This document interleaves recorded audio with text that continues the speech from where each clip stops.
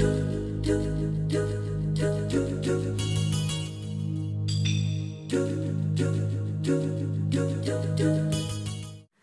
guys, Jared here, and we've hit 1,500 and some odd subscribers, and I thought, why not do a thank you very much for clicking that like button, clicking that subscribe button, leaving a comment.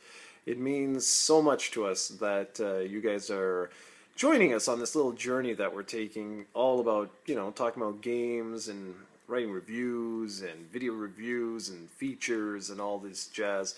It means a lot to us. It really does.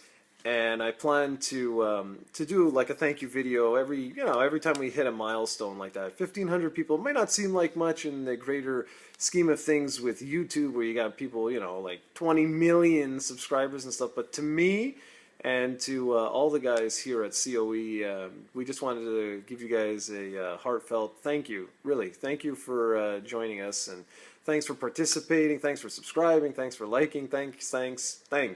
It means the absolute world to us. But I didn't want to just leave you with a thank you video.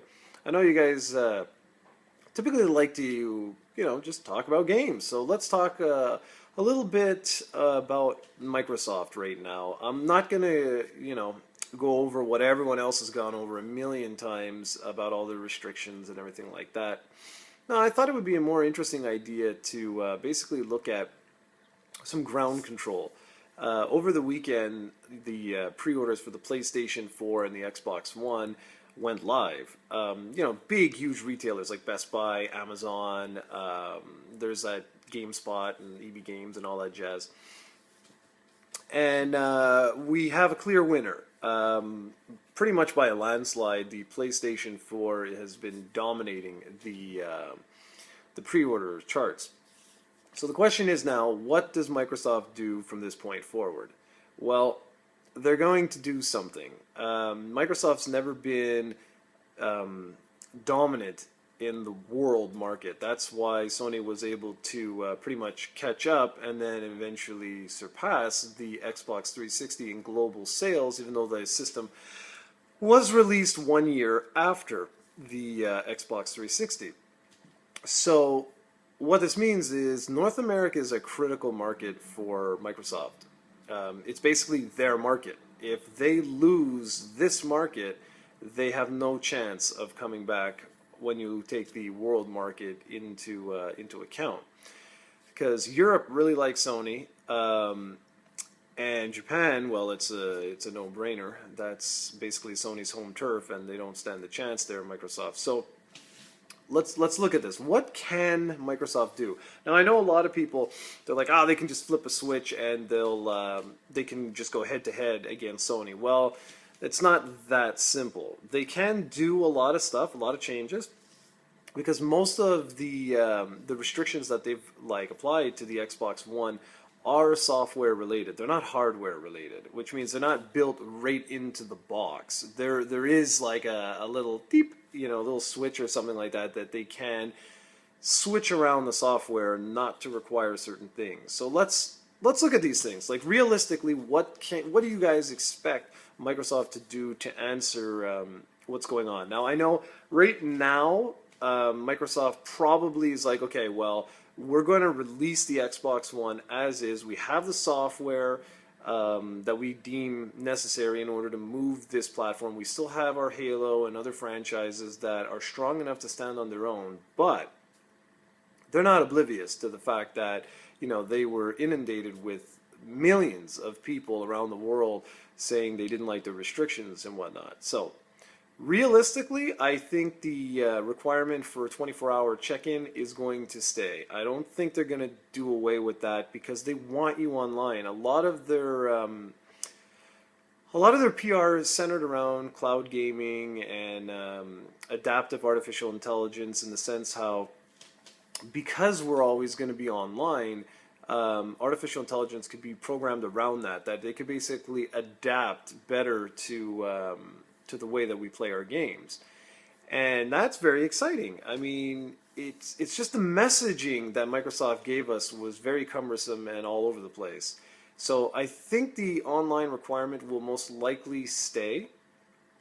but I believe strongly that they will do away with the account bound games and stuff like that. Like I would be very surprised if come next year at this time at E3, if you cannot sell or lend or trade or whatever your games to anyone you want. I will be very surprised if they keep that account based DRM in check. I would be very, very surprised, because that's one of the biggest things going against the system right now is the fact that people feel that when I buy a game, I don't own it, that I'm restricted. I can't do what I want to do with this game once I finish it. So I think that's one thing Microsoft can very easily do away with. They could do away with the online check-in, but like I say, I just don't see them doing that because they made it such a key focal point of their, not only of the presentation. They mentioned cloud gaming 500 million times, but also they've been very vocal when they've given interviews and things like that. As for the price, that I'm afraid I think we're stuck with that, because Kinect is that. I don't know, like that's one thing I'm not sure. Because if you pack that in from day one and you're forcing everyone to buy that, and then you go back on that and you remove the Kinect to lower the price down to $399, I'm not sure how that would play out to developers. Because the thing is, like, when you force your consumers to have something, everyone in the development community knows they have that, so that they can make their games accordingly. For example, with the Xbox 360 launched, every single model, no matter which one you bought, had a headset. And that meant that when anyone wanted to play online, you were guaranteed that the players you were going to play with had a headset. They could communicate with one another. That was one of the big downsides with the PlayStation 3.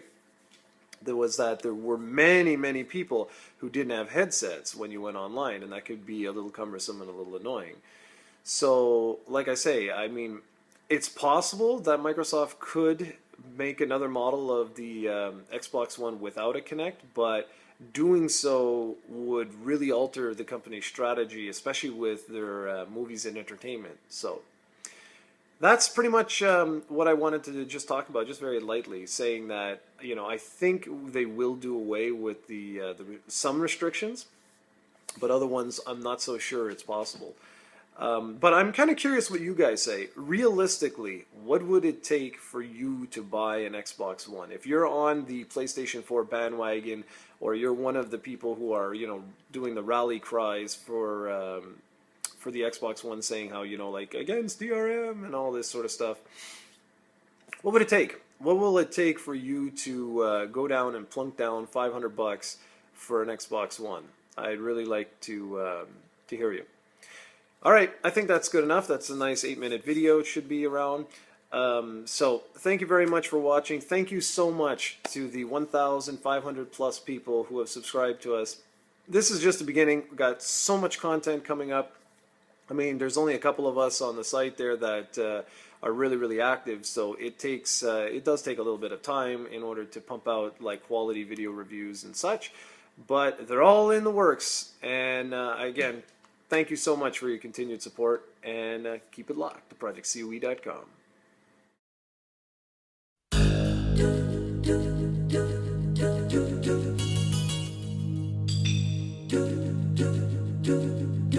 Do